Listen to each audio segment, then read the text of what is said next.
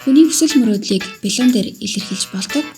Түүн дээрээ лаа тавиад хүслээ бодоод үлээх мөч бол хүний хүслийг биелүүлэх хамгийн оргил цэг болж ирдэг.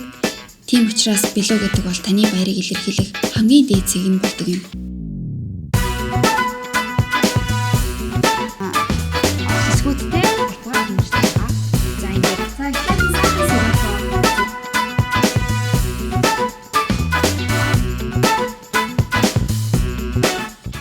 Мэдээж одоо тэр өдрийн бэлүү хэрэг гоё байх юм бол тэр баярыг одоо тэр чигт нь аварж байгаа гэсэн үг.